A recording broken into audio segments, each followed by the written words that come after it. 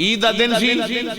حضور جان لگے نماز عید واسطے حضرت عائشہ صدیقہ رضی اللہ تعالیٰ عنہ نے عرض کی رسول اللہ گھر وچ ہے کونی آجی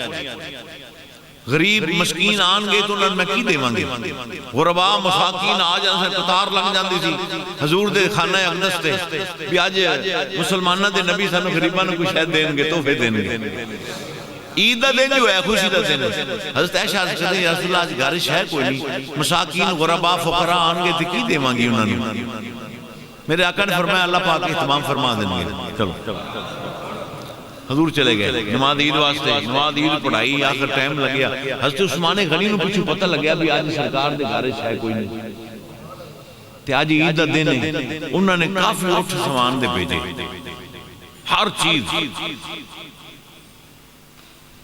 حضور نماز پڑھا کے جلے واپس آئے تھے ویکھیا کہ سینکڑے دی قطاراں لگی ہیں حضرت عائشہ تقسیم کر رہی ہیں لوکی لئی جا رہے ہیں آپ گھر تشریف لے آپ نے فرمایا عائشہ جلے میں نماز پڑھن واسطے گیا اس نے تو کہ گھرش ہے کوئی نہیں ہن آیا دیا سینکڑے لوگاں دی قطار لگی تے تقسیم کر رہی ہوں اینا مال کتوں آئے عرض کیتی یا رسول اللہ حضور تسی گئے ہو مسجد نماز واسطے پیچھے عثمان غنی ذوالنورین نے سارا مال بھیجے عثمان ذوالنورین نے سارا سامان بھیجے بس انہاں میرے آقا نے سنا تھا تو حدیث پاک دے الفاظ نے میرے نبی نے ہاتھ اٹھائے یا رحمانو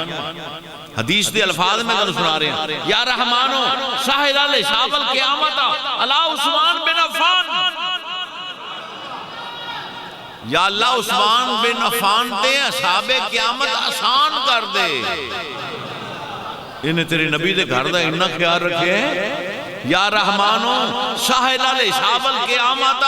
علی عثمان بن عفان حساب قیامت عثمان بن عفان دے آسان کر دے فوراں جبریل آگئے یا اللہ عثمان دے اصحاب قیامت آسان کر دے جبریل آگئے یا رسول اللہ توسی تے اے فرما رہے ہو نا اللہ دی بارگاہ چرز ہو رہی ہے یا اللہ حساب قیامت آسان کر دے یا اللہ حساب قیامت آسان کر دے اللہ فرمان دے میں عثمان کو حساب لیندہ ہی نہیں میں عثمان کو حساب لیندہ ہی نہیں آتے جنہ مال آج عثمان نے اللہ دی راہ میں دیتے ہیں انہ مال جیڑا بھی دے گا انہیں کو حساب نہیں لگا